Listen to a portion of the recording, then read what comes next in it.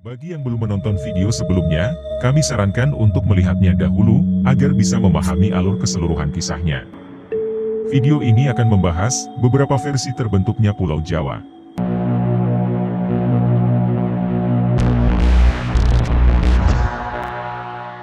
Isuk diisi, sore mati. Isuk diisi, sore mati, adalah simbol untuk Pulau Jawa dahulu kala. Jauh sebelum ajaran Hindu masuk ke Pulau Jawa banyak berisi makhluk-makhluk gaib. Dan yang paling berkuasa, adalah makhluk gaib yang mungkin Anda sudah tahu, yaitu Semar, Togog, Bagong, Petruk, dan Gareng.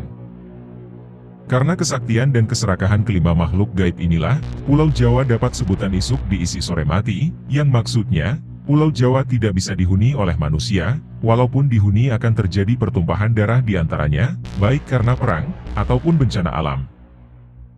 Kelima makhluk ini, menghuni mulai dari ujung barat sampai ujung timur Pulau Jawa, seperti contoh satu tempatnya Semar, yaitu di Pulau Ismoyo Pantai Balekambang Malang.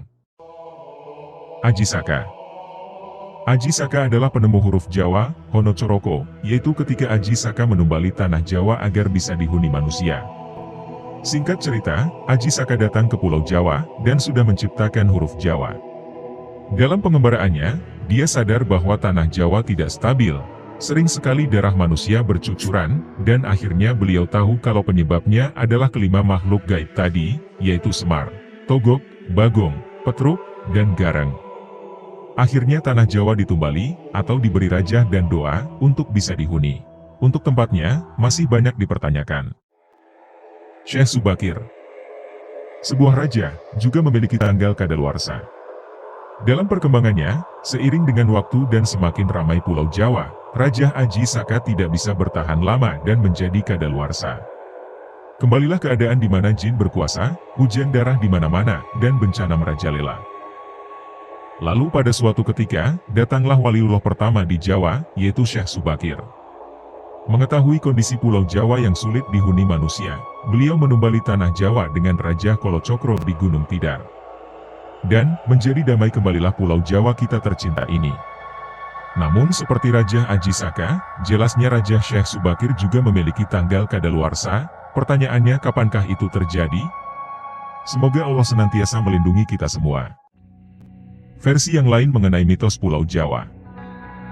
Alkisah, ketika itu di tanah Hindustan ada seorang Raja Brahmana, berjuluk Prabu Isaka, atau yang disebut dengan Prabu Aji Saka. Sang Prabu Aji Saka ini adalah putra dari Prabu Iwasaka, atau Betara Anggajali. Prabu Aji Saka diajari berbagai laku oleh ayahnya, sehingga ia mendapatkan banyak kesaktian sebagaimana para dewa. Setelah itu, ia diperintahkan untuk bertapa di sebuah pulau yang panjang, atau dalam bahasa Jawa yaitu Dawa, atau Dowo. Keadaan pulau ini masih sepi, dan sebelumnya oleh Sang Hyang Guru, diberi nama Pulau Jawa. Prabu Isaka, kemudian bergegas mencarinya. Setelah cukup lama, ia menemukan pulau yang masih sunyi, kira-kira di sebelah tenggara tanah Hindustan. Ketika pertama kali Prabu Isaka menginjak di pesisir utara Pulau Jawa, menurut hari Hindu, menjelang hari Buddha, atau menjelang masa Kartika dalam tahun Sambrama. Zaman Pancamakala, mencapai 768 tahun. Prabu Isaka lalu mengelilingi seluruh daratan pulau ini, mulai dari ujung barat laut hingga ujung tenggara.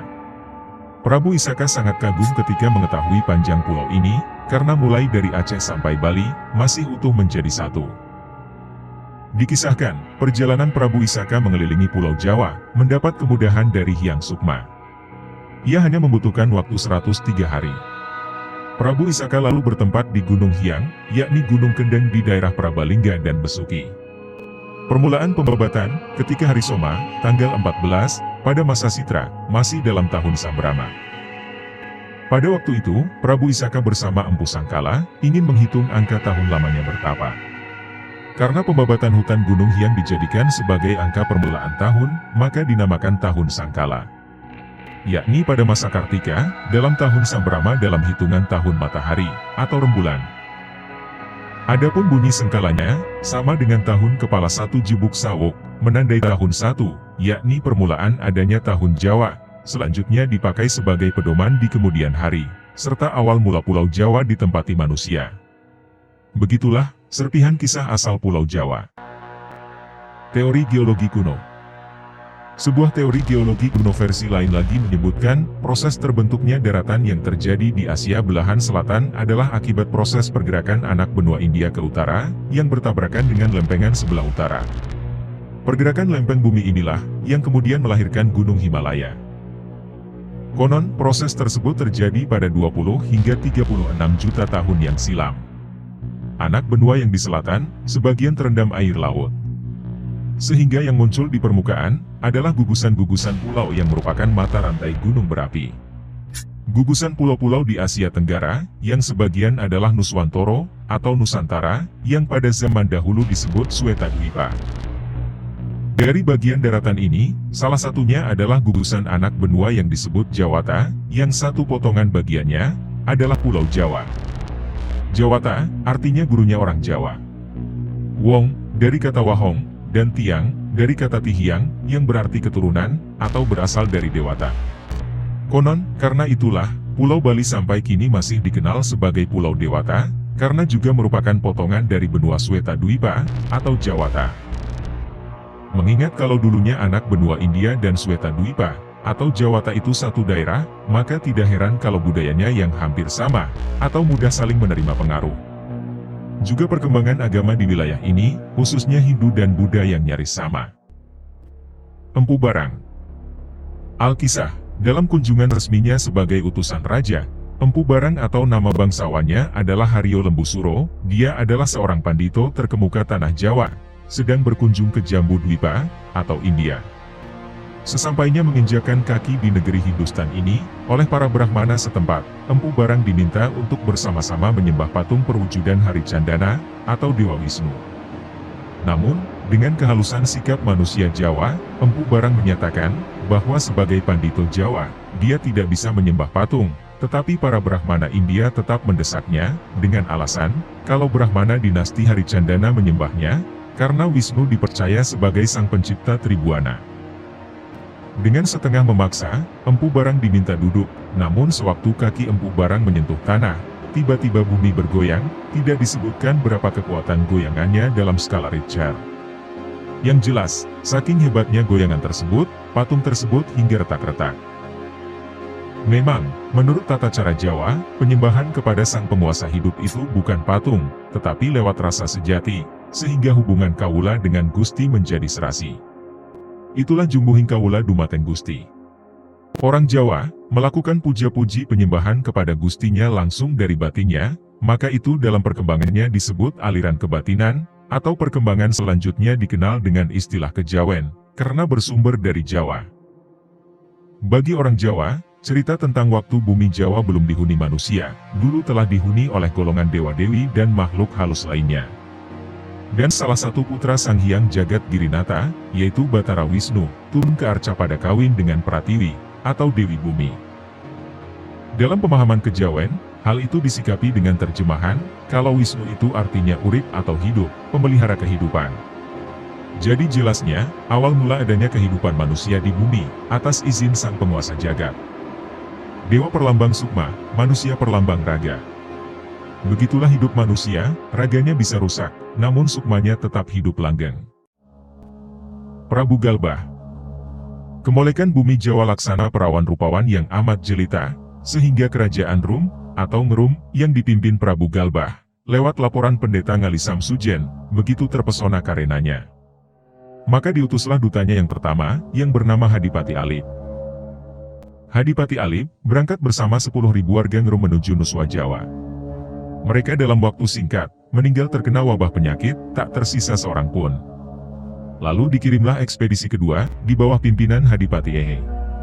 Malangnya, mereka juga mengalami nasib sama, tupes tapis, tanpa tilas. Masih diutus rombongan berikutnya, seperti Hadipati Jimawal, J, Dal, B, Wawu, dan Jimakir. Semuanya mengalami nasib sama, tumpes kelor. Melihat semua itu, Prabu Galbah terkejut dan mengalami shock hebat. Akibatnya, sakit jantungnya kambuh. Dia kemudian jatuh sakit, dan dalam waktu tak lama, dia pun mangkat.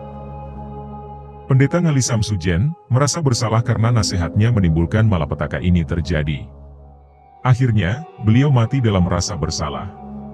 Tinggal Mahapati Ngerum, karena rasa setianya, dia ingin melanjutkan misi luhur yang dicita-citakan rajanya. Dia akhirnya ingat pada sahabatnya yang sakti bernama Jaka Sangkala, alias Aji Saka, yang tinggal di tanah Maldewa, atau Swetadwipa.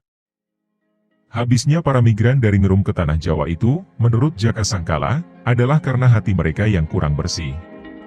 Mereka tidak meminta izin dahulu pada penjaga Nuswa Jawa. Padahal, karena sejak zaman dahulu, tanah ini sudah ada yang menghuni. Yang menghuni tanah Jawa, adalah manusia yang bersifat suci, berwujud badan halus, atau ajiman. Aji artinya ratu, men atau wan artinya sakti. Selain penghuni yang baik, juga dihuni penghuni berkasakan, yaitu anak buah Batara Kala. Makanya tak ada yang berani tinggal di bumi Jawa sebelum mendapat izin Wisnu, atau Manikmaya, atau Semar. Akhirnya, Mahapati Ngerum diantar Aji Saka menemui Wisnu, dan istrinya Dewi Sri Kembang. Saat bertemu, dituturkan bahwa, Wadyabala warga Ngerum yang mati tidak bisa hidup lagi, dan sudah menjadi periparahyangan anak buah Batara Kala. Tapi kedelapan hadipati yang gugur dalam tugas itu, berhasil diselamatkan oleh Wisnu, dan diserahi tugas menjaga 8 mata angin. Namun, mereka tetap menghuni alam halus. Atas izin Wisnu, Mahapati Ngerum dan Aji Saka berangkat ke tanah Jawa untuk menghadap Semar di Gunung Tidar. Tidar dari kata tidak, hati di dada, maksudnya adalah hidup. Supaya selamat, oleh Wisnu, Mahapati Ngerum dan Aji Saka diberi sifat kandel berupa Raja Kala Cakra, agar terhindar dari wabah penyakit, dan serangan anak buah Batara Kala.